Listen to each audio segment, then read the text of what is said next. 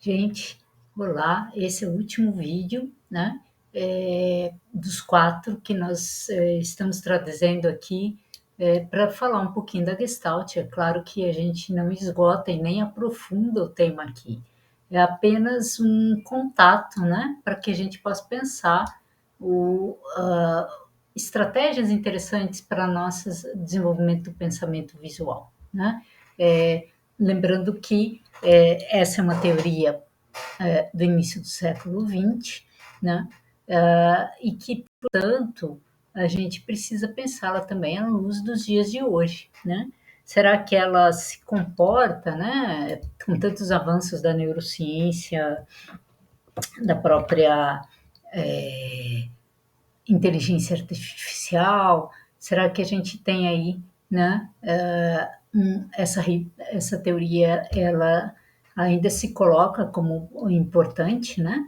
Então, esses slides agora são slides mais para que a gente possa pensar tudo isso, sem uma conclusão, muito provavelmente, mas para que a gente possa atualizar, pelo menos, né, esse conceito, essa teoria e esses princípios. Então, eu vou começar com um trabalho desenvolvido há alguns anos atrás, 2010, se não me engano, 2015, pelo professor Luli Radfer, que é professor da USP, né, em que ele pega esse cartaz do James Brown, né, e faz uma leitura muito interessante a partir de uma ressignificação da teoria da Gestalt, né. É importante a gente perceber aqui que só tem dois elementos, três na verdade, que constituem esse cartaz, né? A tipografia, ou seja, o uso de letras em todos os elementos, que formam as figuras, né? E o fundo que tem aí uma unificação para que a gente consiga fazer o contraste, né? E além disso, evidente, a forma por si só a gente reconhece, mas também reconhece elementos de cor, né? Talvez a escolha pela proximidade de cores, né, nos ajuda a entender a tipografia não só como um elemento de leitura, né, textual, mas também como forma, né? Então, eu acho isso bastante interessante. E aí, o que ele vai trazer é essa ideia de que vários aspectos, né, essa é a releitura dele, são importantes. Então, ele vai falar de emergência, né? O que será isso? E aí ele coloca que o rosto aparece por inteiro, depois identificamos suas partes, né? Que é a base da teoria da Gestalt, né? Ao contrário de um texto escrito, não se vê pedaços de uma imagem que aos poucos compõem um todo. Então eu acho muito bacana isso, porque ele vai comparar, né, o uso da tipografia como forma e a sua distinção em relação ao uso da tipografia como elemento textual, né? Depois ele vai falar em reificação, né? O rosto é construído pelos traços que se formam nos espaços entre as linhas e letras, né? Então, o que, que você tem aí? Você tem o contraste entre figura e fundo, unificação e segregação, né? Eis, como ele fala, um excelente exemplo da importância dos espaços em brancos, vazios, no desenho de uma página. Eles dão suporte para os outros elementos, né? Que é o caso ali, talvez, do cabelo, né? E um pouco da boca, um pouco dos contornos ali. Percepção multiestável. Em uma composição bem feita, a visão não para em um lugar. Perceba como você olha para o rosto, o nome, o fundo. Isso é interatividade. Muito mais interessante que um pop-up ou qualquer outra chatice publicitária, né? É verdade, né? Você pode se deter por muito tempo neste cartaz. Você já percebeu a forma como um todo, você já entendeu que é o rosto do James Brown, mas você pode, né, ficar olhando os detalhes depois que você já teve essa visão global e com isso construir inúmeras referências sobre esse cartaz. Invariância é outro, né, elemento que ele fala, que é a ideia de que você pode ler também, né? Ou seja, que mesmo tendo sido usada, a tipografia sido usada como um elemento de forma, você não deixa de ler o que está escrito, ou seja, ela não perde a sua relação inicial, né? E por fim, ele fala também de fechamento, da ideia de que a gente, né, mesmo não tendo todos os elementos, consegue enxergar a forma. E ele continua, né, falando depois de similaridade, ou seja, agrupamos elementos parecidos, a gente vai ter isso mais claro, né, quando a gente consegue enxergar o rosto, né, um pouco aquela ideia da figura do cálice, né, com um grande contraste aí entre figura e fundo. Por isso a escolha de trabalhar com a tipografia toda em azul em contraste com preto foi importante. Aí ele traz a proximidade, né? Que também ajudam nessa constituição. A ideia de simetria, né? Uma palavra que ele traz para falar que imagens simétricas são vistas como parte de um mesmo grupo, né? E aí elas quebram, né, um pouco a ideia de que a proximidade faz isso, né? A simetria é um elemento bastante importante para alguns achados dentro da teoria da Gestalt. Continuidade, né? Aquilo que a gente mostrou no exemplo lá, né? Compreendemos que qualquer padrão como contínuo, mesmo que ele se interrompa, né? Desde que ele tenha aquela fluidez e que ele não seja algo que pareça como um esporão, né? Algo que seja anexado ali, né? E por fim, ele fala de um destino comum. Eu achei isso muito interessante, né? A gente enxerga a unidade, né? E consegue enxergar o movimento que é criado no próprio cartaz, né? E eu acho isso bastante interessante. Então, acho que aqui a gente já tem uma primeira ideia de como a gente pode pensar atualmente sobre esta teoria da Gestalt, né?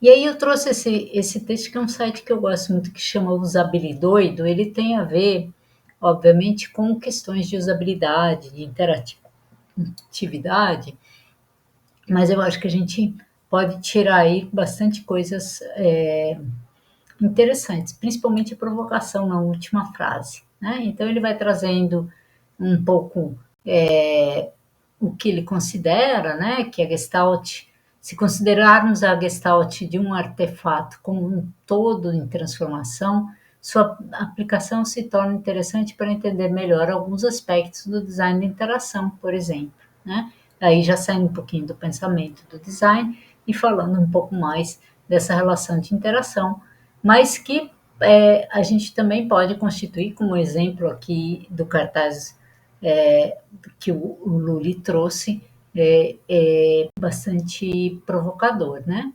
Então, o que eu achei interessante aqui a destacar, além dessa primeira frase dele, a ideia de que quando você está mexendo com software, com jogos, por exemplo, com animações, com outros elementos, né? Você vai ter isso no cinema, mas você vai ter isso na informática de uma maneira mais aprofundada, né? Porque você tem uma outra dimensão de interação, não é receptor de uma mensagem, você interage com aquela mensagem, você cria outras mensagens, né? A gente vai entender essa percepção ao longo do tempo, né? Que se manifesta de forma não linear, como ele coloca, ou seja, algo que Jonas Lowgren dá o nome de Gestalt dinâmica, ou seja, a percepção geral das interações, sensações e situações que são proporcionadas pelos artefatos interativos.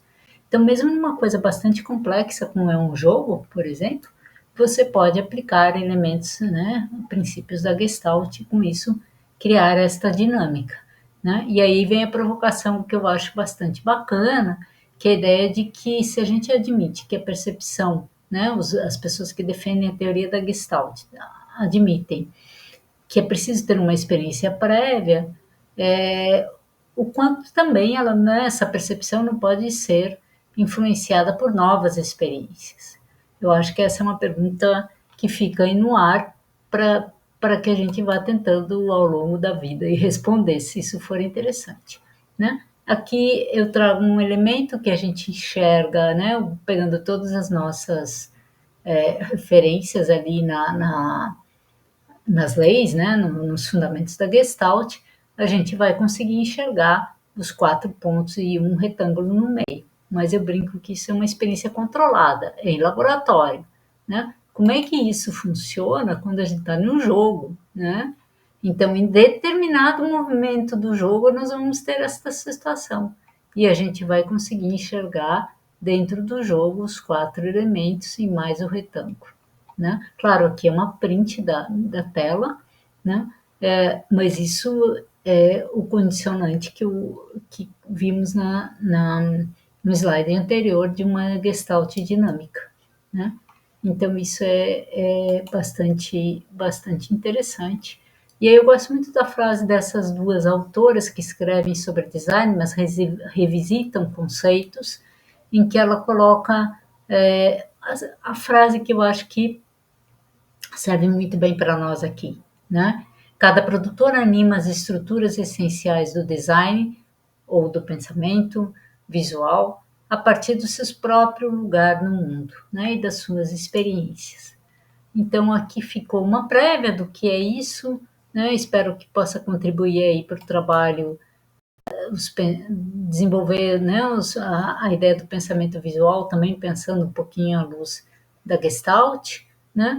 E aí eu deixo aqui uma pergunta provocativa, que vocês podem aí pensar à luz do campo de trabalho de vocês, da onde vocês atuam, da formação de vocês, da experiência de vida de vocês. A minha questão é: a teoria da Gestalt pode ser atualizada à luz da neurociência, da teoria da complexidade e da inteligência artificial?